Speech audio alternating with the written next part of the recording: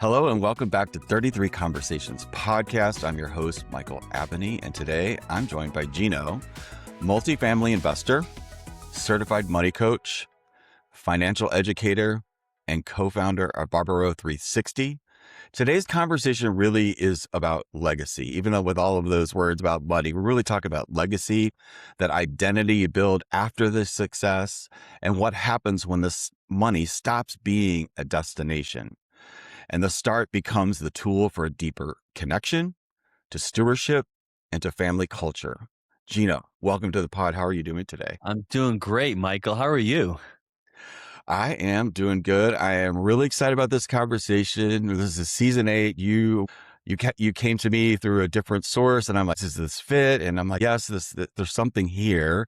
When I started diving into it, this has to be a bonus conversation. So that's how this is living. Your season 8 bonus question number 1. And I believe this is a conversation about money, but it's really not about money because on some level, with everything that's happening in our lives right now, in the world, the context, this is a conversation most of us never had or had in a way that was empowering. It was something that we made up as kids, and like all of this stuff. Can't wait to dive into this with you today. But before we do, I just want to ask you, creating the shift that you're creating, going from building, and then now what am I doing with it, with my family and faith and stewardship of it to create your own legacy? What transformation are you going through right now in relationship to that?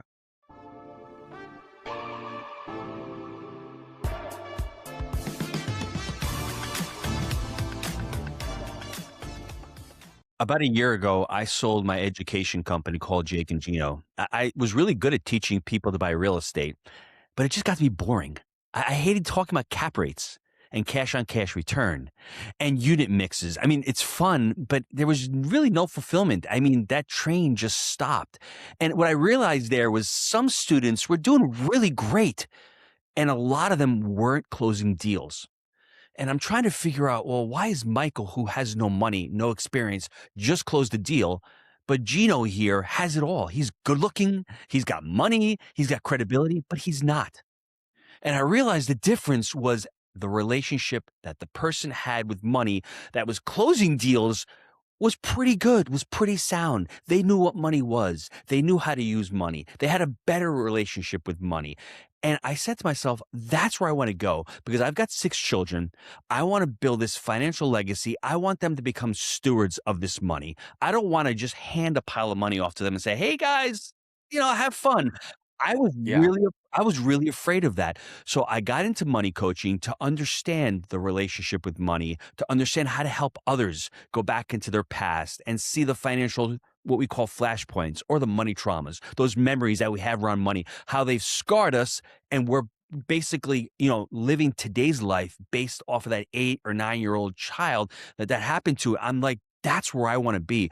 I want to help families really understand and be able to talk about money, not avoid money. Because if you're avoiding money as a family, when you become an adult, you're not going to open up your checking account. You're not going to pay your credit card bills because you're going to be afraid because you weren't taught that. So I want really to empower parents.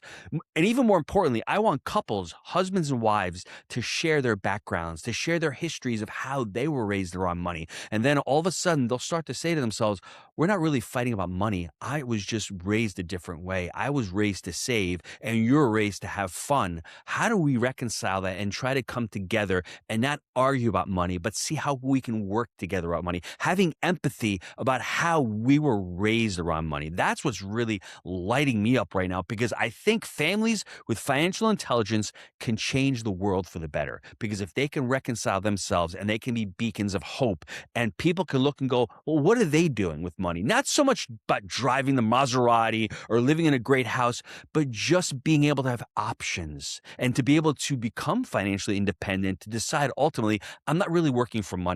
I'm working for purpose. I'm working for impact. Money's not going to corrupt me. It's going to reveal me. And that's what I want to help people reconcile and understand, that money's just a tool, and to start understanding what that relationship looks like. And if you want to continue with that relationship, great. If you want to change it, great. It's all about understanding and becoming aware of what that looks like for you. It is. I agree with you 1,000%.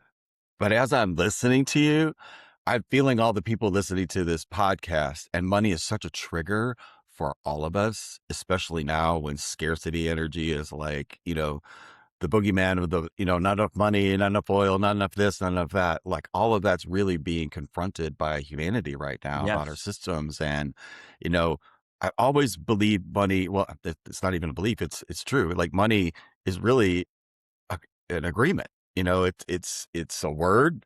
It means exchange of value.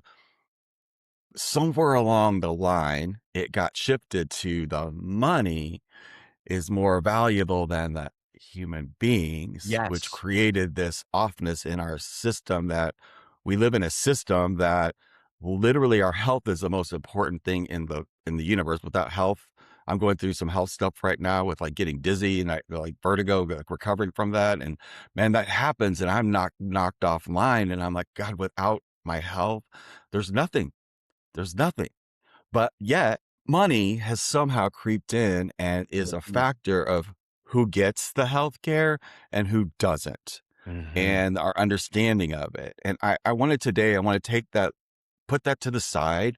I want to create a blank space right now so people can listen from just no judgment. And whatever's coming up, if you're listening to this, whatever's coming up, just put that to the side energetically so we can have this deeper conversation about the energetics of money and what you're talking about. Because even though I don't know yet, I can feel it in my body. Like this is a powerful thing to do because all of us at some point in the very near future are all going to have to reassess how, like, what we knew about money that got us here, but what got us here with that education cannot get us to the next place, because when it collapses, you can't rebuild back the same thing. You have to rebuild back something that's more clear, has more clarity to it and understanding, and that it's real and it's an open conversation about our relationship. So help us dive into how somebody, or what was your experience when you started to have, there was a time in your life when you didn't have this awareness.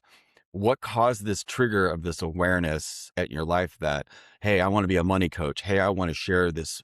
There had to be some sort of drive there for you to pull the lid off of this, because I'm sure you had the same quirks, the same beliefs, the same, messed up messages that we all had about money growing up. How did In it start for you? in 2008, I was in the restaurant business with my family. My father had just passed away in 2007. And Michael, I had to be real with myself. I asked myself, am I doing this because it's my dad's dream, or am I doing it because it's my dream? And I realized it was probably my dad's dream more than myself. I had been working with him since I was 8 years old. I loved working with him. And that was sort of the cool thing. But when he was gone, all of a sudden the Great Recession hits. Literally picked up The Secrets of the Millionaire Mind by T. Harv Eker. And I read the book and I wanted to punch T. Harv in the face because I'm like, bro, you don't know me. I mean, I'm going through some real stuff here. But the line that kept sticking in my mind and kept going back to was, your fruits are in your roots. Your fruits are in your roots. And I'm like, well, man, I don't have that many fruits because my roots, my value system is really shallow. And it took me a couple of years to really understand that I was living in the victim mentality. I was blaming everybody back then. It was Bush's fault. It was Obama's fault. It was the CMBS crisis. But there were people out there that were making money. I just wasn't one of them. And I understood, what do I need to do? I don't want to be a victim anymore. I got into life coaching. I got into all this mastermind group stuff, and it really helped me out. All of a sudden, I wasn't online listening to all the negative stuff. My mentors were Ecker, Zig Ziglar, Jim Rohn, Tony Robbins. All of a sudden, you start listening to those powerful messages. You start increasing the people that are around you. Your standards start increasing. You're expecting more of yourself. And I was fortunate because I found my business partner, Jake, back in 2009. That was huge. I've got my wife who's an advocate for me, who loves me, who supported me, who said, whatever you need. So all of a sudden, I've got this support system around me saying that I can do it. And then ultimately, it was up to me unconsciously that I knew that I had great parents. I'm living in this amazing country. Why am I hiding in the back of the kitchen, not stepping out and taking more risk? And I couldn't answer Mhm. that question until I went into life coaching. And then once I became, quote unquote, financially independent, I know the fears and I know the struggles and I know the shame and the anxiety around money. I know there's so much emotion into it that your limbic system gets completely overloaded, that your prefrontal cortex can't think. There's no rationality anymore. I've been there and I've sat there for months. The fear. And I don't want people to go through that. I want them to be able to talk to somebody, because when you get on the call with a coach, that sort of goes away. You have a great conversation with the coach. The coach can lift up your energy. All of a sudden, you start seeing possibilities. All of a sudden, you have the answers that are inside of you, but you're too afraid to let them come out. And that's what coaching did for me. I was able to sit in a space where I knew the answers. I know I shouldn't be at the restaurant. I know I should be investing in real estate. I know that I should be helping others. And that space helped me out so much. And that's what really triggered my love of life coaching, and then getting into the money coaching aspect of it, which is very similar. It's asking questions, and we all focus on money and the emotions, but it's really the emotional component and giving a person the space to be able to talk about their fears and the anxieties. And then, like I said, to raise their level of energy. And then let's start creating a plan from that place, not from the place of fear, but from the place of possibility. It's almost like it it sounds so simple, doesn't it? That you can just sit and have a conversation with somebody that you don't even know yet, right? Or at that level. It's making me think of like whenever like the podcast, people keep asking me about, how I do this and how I, got to where I can do 2 episodes by myself and all of that stuff. And it started making me think that I had the thing that I do that I was doing to automate for myself. I didn't realize would be a help for others. Mm, And people started asking me, and I'm really literally working on creating offers right now. We're in testing modes, but the first step is me getting to know somebody or where they're at. hmm. And I could instantly tell that fear, that thing comes up when it's like the skeletons in the closet moment. That's actually my friend Gino that's helping me with this. He brought it up. And he's like, "Oh, you want to look under the hood?" I'm like, "Well, that's the only way I can help you know where like point A is. Like we have to Yes. know what point A is, and that requires an authentic, honest conversation about where you're at, so I know how I can help." Same thing what you're talking about with money. Unless we have that conversation, that clearing conversation is what I call it if I was in a coaching situation, where we just got to like where you are at without the shame, and you can instantly tell when somebody's listening to you if they're like you felt judged, or like we've got to have a space where we can work through that stuff. So how did you Yes. create that, or how was that created for you, that where something was able to click? Because there's also a fear about going into that vulnerability. Um, it usually takes a lot of pain sitting in it to go, "Hey, I don't want this."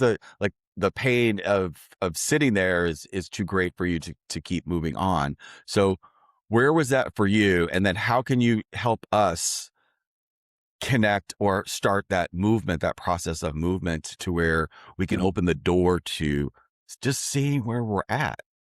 That is a great question. And the reason why I think it's a great question is the vast majority of us, Prochaska and DiClemente did a study on change. 80% of us aren't ready to change. So that's just the reality. Maybe we're pre-contemplating, or we're contemplating, or we're preparing for it, or we're aware of it, but we're not ready for the change yet. The reason why I was ready for change is I had enough pain in my life. Two types of people that change, either the ones that have enough pain, or the ones like you right now that are crushing it. Those are the two, because you want to get better. The ones that are in pain are like, this is not working for me. So you need to judge for yourself what's going on in your life. At that point in '08, I was working harder. I was making less. I realized the values that I had ascribed to my life, which were family, which were faith. All of a sudden, I'm working harder. I'm working on the weekends. I'm working on holidays. I'm spending less time with my kids. That's painful to me, because unconsciously I am violating the values of integrity, faith, and family. That really hurt me. That, I think, is what compelled me more than anything else. And then also, the idea of being a little slothful, being a little sinful, where I'm like, I'm not putting all my all into it. I'm sort of mailing it in. The idea of coming home to my kids and having my kids see that I'm a grouch and that I hate work. I don't want my kids to view work as something that's bad. Those are all pain points that were manifesting inside of me, and they were stewing and bubbling up. So if you're listening to this, where are you in your journey? Is there enough pain, or is there enough discomfort, or are you doing something that's violating your values? The first thing I think you need to do is to understand what your values are. What are they? I was violating mine. So I'm like, what's the next step? What do I need to do? And I know for me, it was real estate because my parents had invested in some deals. I had done some bad deals, but I'm like, you know what? I did them because I didn't know what I was doing. So I need to learn. I need to go back to school and learn. And for me, that's when it all changed, understanding that I was violating the values and I was not doing what I was supposed to. And ultimately, if I'm supposed to be a radically accountable person, I'm letting my family down. How bad is that? If I want to be a father, I want to be the protector, the provider, the head of the spiritual household. How am I doing that if I'm hiding in the kitchen and I'm not showing up? That really, really stung. That really hurt, Michael. You got the impact of it. Mm-hmm. I did. Opens the door to I I've been in transformation work since, mid 90s. I just believe a lot of people don't have really an idea about what their values are, where to look for them, what to even call them. Even myself with that level of training, I recently, about 6 months ago, went through the same thing because, like, financially, money has always lived like, I can trace all of it back to like how it was with my dad. He was always like, I'll take care of it. Don't worry about it. Just if something happens to me, do this, blah, blah, blah, blah. Like all my programming was things outside of myself, but it was like, I didn't really know. I didn't really know that until he died that none of that stuff was really true. Like Mm-hmm. my dad didn't have a will. He told me he had a will. He didn't. We're still in probate 2.5 years later. And what that's done to me, it's like it's like shattered everything. But as a coach, I know it's a blank space. I'm working through it. I'm working through the things that you're saying literally right now about who am I, how I want to move forward. That's why this resonated so much. But in the area of value, I'll tell you something that kicked was I realized I was valuing safety over growth. And through an exercise that I did through randomly auditing another person's app that he was doing, and the question came up, I was like, oh my God, I totally am doing that. You can't have growth when you're trying to grow something if safety is your number one value. You're not going to take Yes. the actions that you need to take. I was always like right there, couldn't pull the trigger or Mm-hmm. something would happen, blah, blah, blah. It was always the ceiling that I would hit.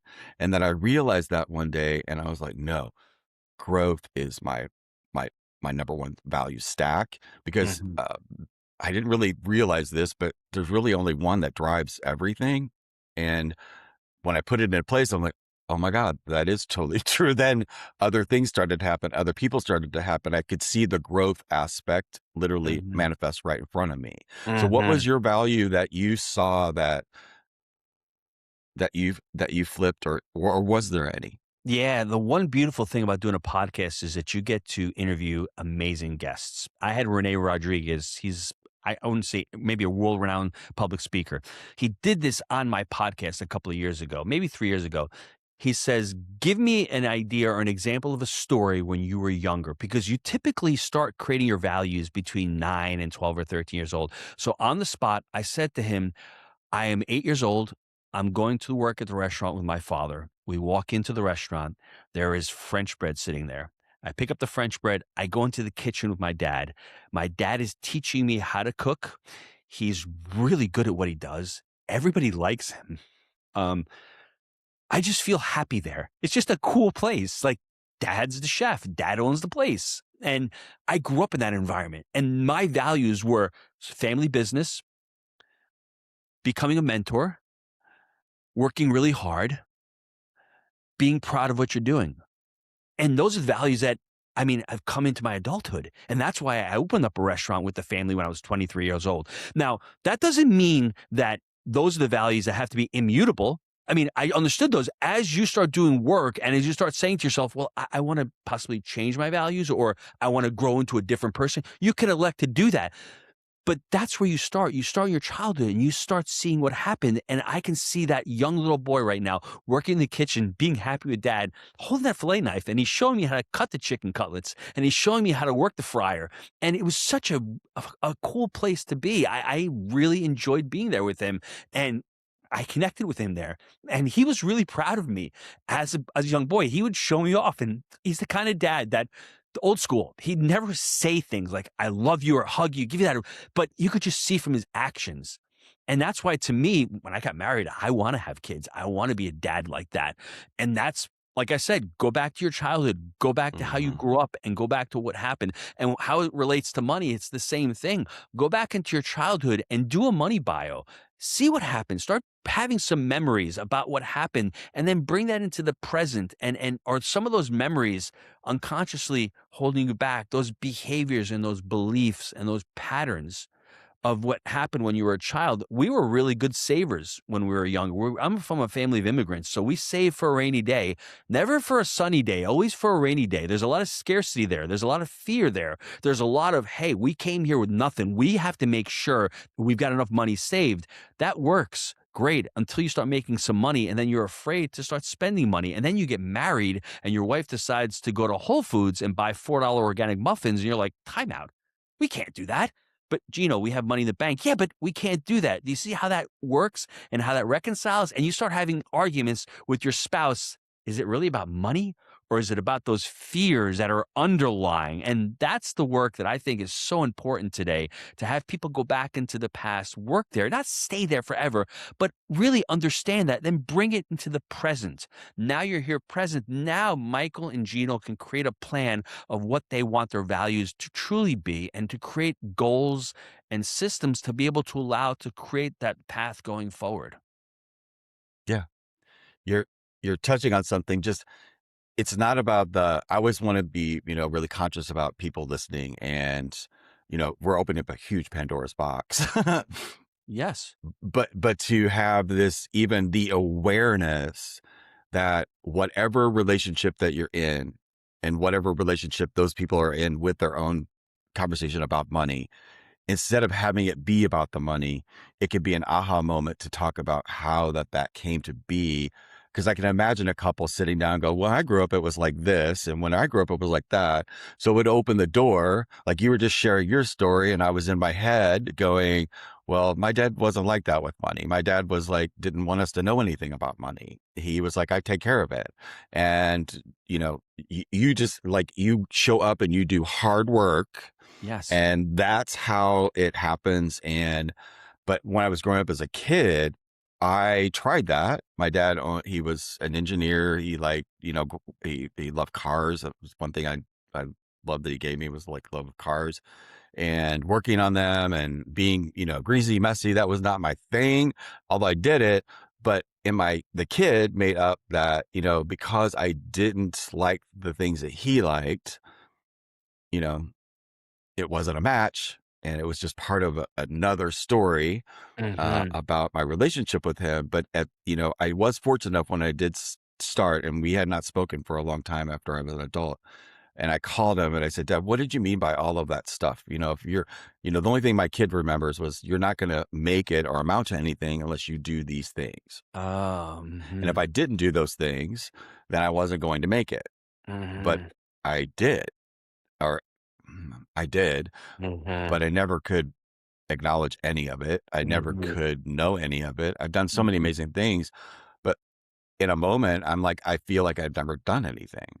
Yes. And even though I made a movie, and I'm 6 years old, I've done a lot of friggin' things in my life that I'm really proud of, crazy things.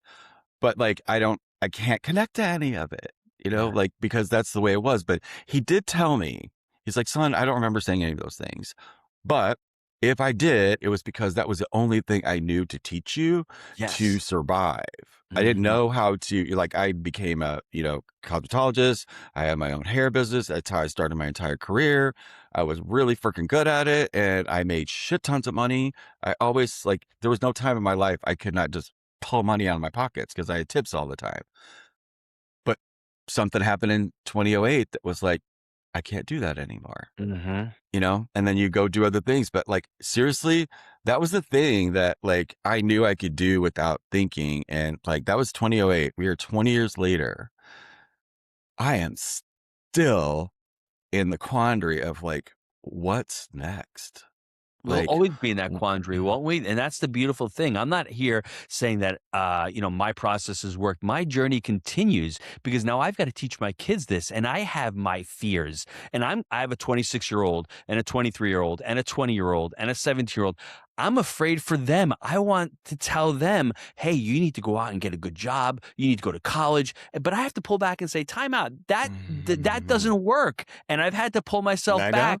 And ultimately, what's interesting is what I'm hearing from you is you just wanted the adulation and the love and the respect from your dad, which he couldn't share with you Couldn't give in the me. way that you Mm-mm. needed it. He and same with my father. My dad, when he passed away, he said to me, I was in the parking lot at the restaurant and he was dying from cancer, and he looked at me and he said, "When I'm not here anymore, take care of your brother." And I'm like, that's pretty interesting. Like, instead of saying, I love you, whatever, take care of your brother. And I know what he meant because I'm the older brother. I was the responsible one. Just make sure. But that haunted me for years. I'm like, but I mean, like, I love you. You've done a great job. I'm really proud of you. I didn't get a lot of that. And I wish I had. So now I compensate by making sure that my kids know that I love them, and whatever they want to do, as long as they follow their passion and as long as they do it. So it's interesting. I think that's what a lot of us, we just want the craving. And for any parents listening to this, that's why we're saying this. That's what our kids really want. They want to be able to come to us. You want connection before correction. You really want to Yeah. connect with your kids on a really Hmm. deep level, get to know them, and not be the parent as it was the last generation to tell them always what to do, but really listen to them and to hear what they're saying. And then obviously at times you need to step in and to be the parent, but at certain times that may sound crazy to your life plan, but man, it's their life plan and you just want to be there to help them when they fall down. It's a lot, isn't It is. it? It's great, um, isn't it? It's better than It talking is about the great to weather. know that it's possible that this is the seed where the conversation starts. It's got like at Mhm. the source of it. And no matter what happens, or no matter what's happening outside, that's now like, you know, our forms of how we agree to compensate each other and what money is. I just, in my heart, I know that that's transforming at a fundamental level. But at the end of the day, it's still an agreement about values and services.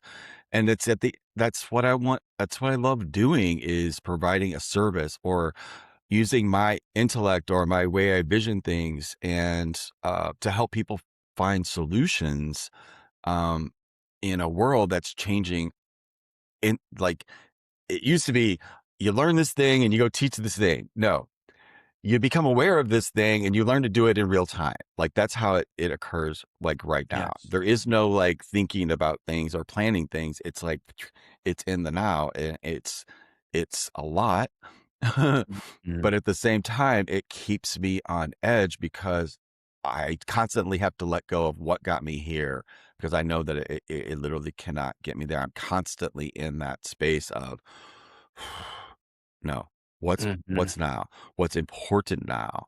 What is like, what am I not seeing or present to, that my whole life I was trying to run from? Mm-mm. What's the Mhm. feeling that I'm really trying to feel right here? Mhm. And it's okay to feel it and not run or have money cover it up. Mhm. Like, there's been times in my life where I've had extraordinary amounts of money, and there's been times in life where I've had no money. The times in my life I have no money, that protection layer is gone. And this time it's gone, and it's not only gone, but I know I don't need it anymore, that I'm going Mhm. to learn this in a new way. I don't think it was possible for me while my dad was alive to evolve my energy around money. Mhm. Just don't. There's a I was too tool. attached to. Go ahead. I was gonna say there's a tool in coaching and money coaching, and this I think is really relevant to the conversation because it centers around money and behaviors around money, and it's called archetypes. So an archetype, it sort of works from Carl Jung's perspective with archetypes and shadows. But in money coaching, there's 8 of them. And what you're talking about, because some of those archetypes that you were talking about popped out, and I'm going to show you how to use them. An archetype is the way we think or act or behave around money, and there's 8 of them. Think of a car right now, and in that car, you have 8 different people. Driving the car is the warrior archetype.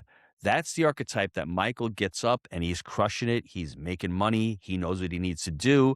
He's getting his work done. He's preparing, practicing. He's getting it done. Right next to him is the magician.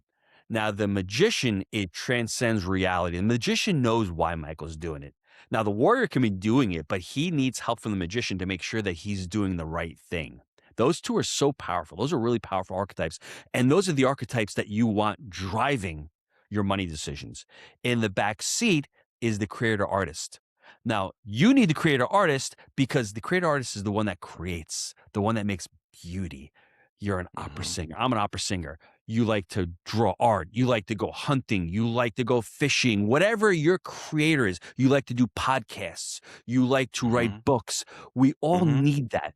But the creator artist should not be making decisions about money because the creator artist is detached from money. Something happened to them or the way they've formed ideas about money is going to keep them poor in relation to money. You want the warrior driving the car, the magician helping make those decisions, and the creator artist back there helping you to create this beautiful art, this beautiful magic. In the trunk are the other 5 archetypes. There's the innocent who doesn't want to know anything about money. Now, to say they're no good or bad. I don't want to say they're either good or bad. They're Yeah. just Yeah. Yeah. tools. Yeah. The fool is great because you need to be an optimist, but the fool gets you into trouble because everything's an opportunity. I'm going to Bitcoin today. I'm going to go buy mobile home parks tomorrow. I'm going to get into buying a business. You see, the fool should stay in the trunk. He can come out every now and again, but he should not be driving the decisions of your business. Then you have the tyrant, which I think probably illustrates your father and myself for many years of our marriage. We're just afraid of money. We just have that fear. We want to be able to control things. We have scarcity, Mhm. where we have shame around money, and we are just not going to, it's my way or the highway. I was more of a self tyrant. My wife was more of the innocent. Tyrant is tough. You need to be the tyrant sometimes, but if you go tyrant long term, you see what ends up happening. You become miserable with money. You accumulate millions, but then you can't spend those millions because you're so afraid of it. It makes no logical sense, but Yeah. that's the That was the reality. worst time of my life was when I had money. Worst time. Yes, and Because that so then, fool got out and started driving the car and he was spending $10,000 every month. Just but why was the and fool like, doing that? That's the question. What made the fool jump out of the car, and why wasn't because your he had warrior? money. He Okay, had money.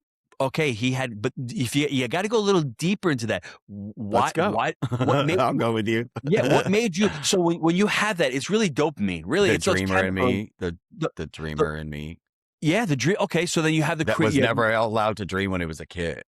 Okay, I was so never you allowed to like express that when I was a kid. okay, so you're suppressed. You could never spend money. So this is something interesting. At some points when we're young, we may want to do the exact opposite of what our parents did. Boy, Michael, you're never going to amount to anything. You're a loser. And then all of a sudden you grow up and you're like, I'm going to build this $100 million company just to show them. Great. You built it. Now you're like, damn, what's next? I built something off of a false premise. Why did I build that company? To show them, or did I build a company to really enact change? And no, you're driven by money and by proving them wrong.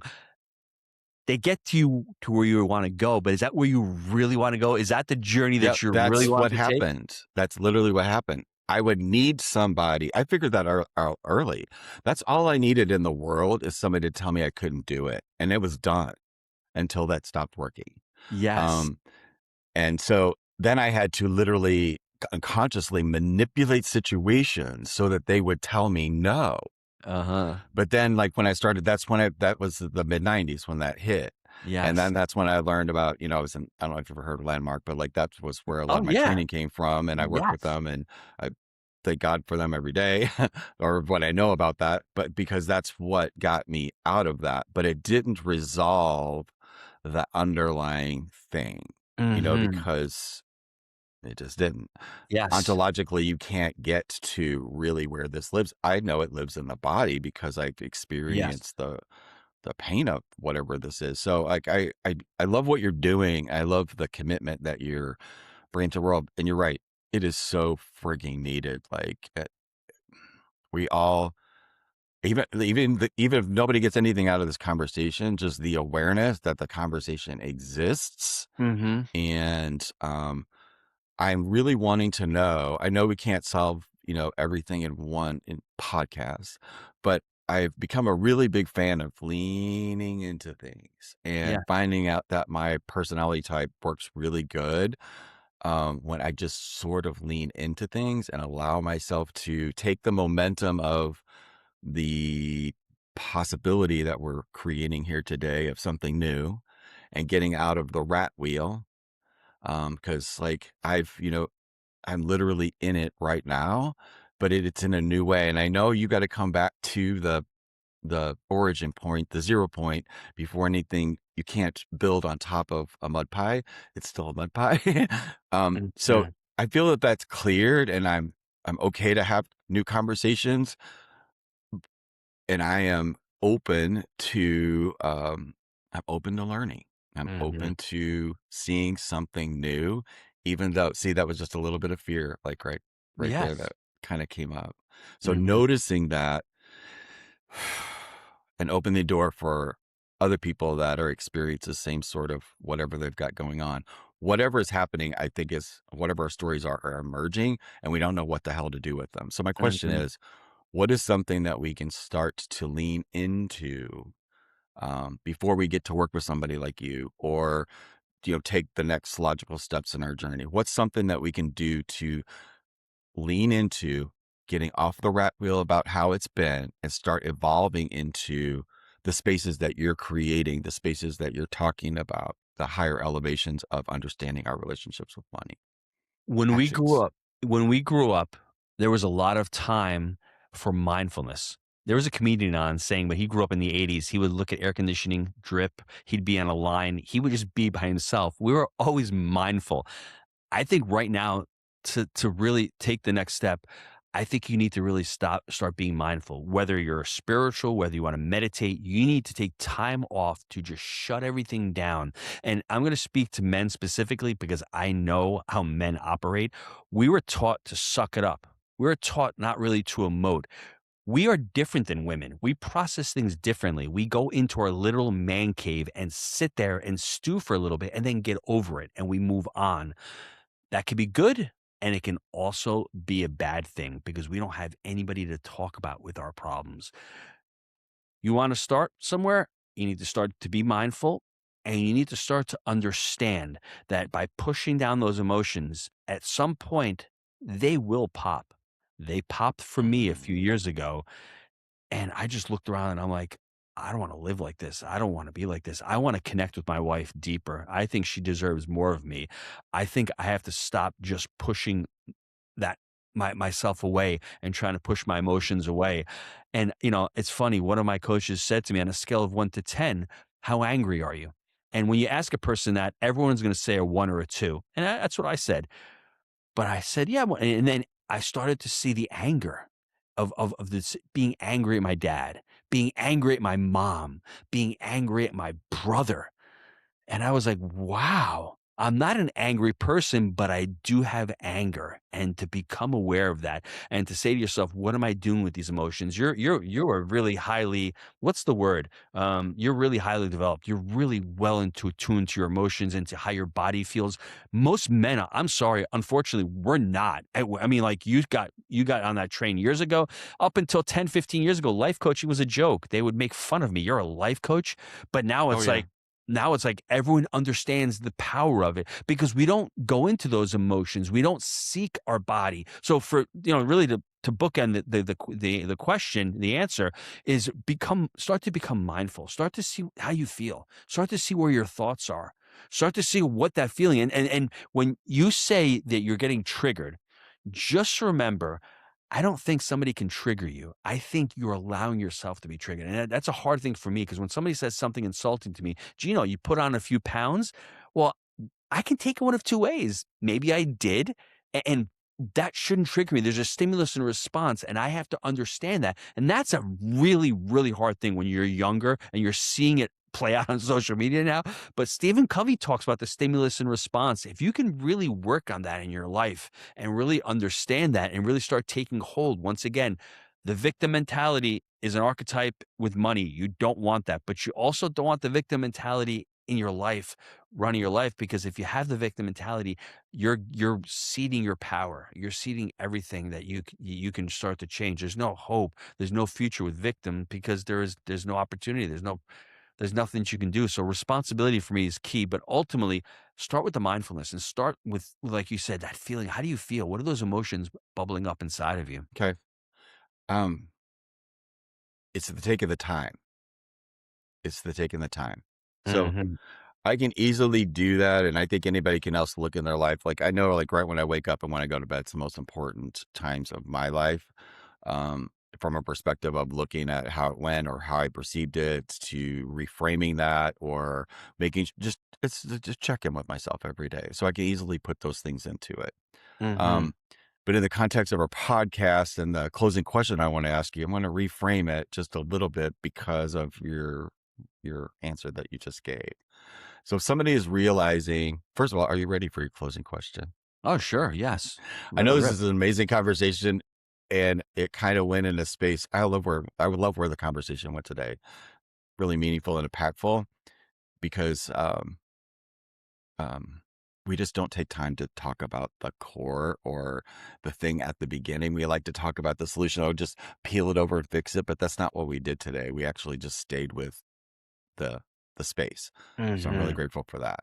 Um, Secondly, we talked about like what we would say to somebody that's building financial success without having that emotional connection to it. But I want to reframe that just like wherever you're at with money, whether you have a lot of it or whether you don't, wherever you're at in relationship, I still never had an emotional connection to it. It was always something that was outside of myself. Mm. Where can we go or what can we do daily as an action to rebuild that trust and being present with our relationship with money? That is a great question. Well, what I started doing was I started reading about it. I started reading books like The Psychology of Money. I really started wanting to learn what my relationship looked like to money. And I started reframing money and started to try to understand what money was to me, what it meant to me. It wasn't I I, I was grown up in this money script called, we call money script a way you feel about money. And for me, it was more about money worship or money status. That's how I looked at money, and I wanna reframe that, and I don't wanna think about money as a status or as a worship. I wanna think of profit as being the fuel, not the destination. And I think once I made that shift, I'm like, "Huh, okay, I can look at it a different way." If you wanna look at money and you're trying to do something daily, I think you need to learn the nuts and bolts of it. I think, your language becomes your experience. Don't be afraid to start learning about money and about different terminologies, about what a cash on cash return is. Start small. And there's so many resources out there. And the reason why I say that is I'm doing that with my children. We've got 6 kids. We homeschool our kids. So I'm with them a lot. And I always have conversations around money. I'm always teaching them about money and just start at a young age. Just talking about money, nothing complicated. Don't shove it down their throats and be open and honest with them. But for you to start out the daily, just start learning the language of money. I mean, Rich Dad Poor Dad says it in his book, Robert Kiyosaki. He talks about your financial report card. Your banker wants to know your financial report card. You have to sort of start learning what an asset is, what a liability is. You want to start building a foundation. Before you start building and start saying to yourself, I've got this money to invest. Where do I invest it? That's the wrong question to ask yourself. The right question to ask yourself is, have I built the foundation? Have I learned the tools and the strategies and what I'm trying to accomplish with this money? And it's okay if you say to yourself, I want to be safe. I don't really need to invest it. That's great. That is a win. because then you know what you want to do with your money. There should be nobody out there telling you where to put your money. You should know what vehicle you want to drive. Is it a real estate vehicle? Is it a stock vehicle? Is it whole life insurance? Is it CDs? There's no right or wrong answer. The only answer is the one that you feel comfortable driving. Thank you. Just even opening the door to it being just education is feels soothing and doable. So Mhm. thank you for that. Based on your perspective and your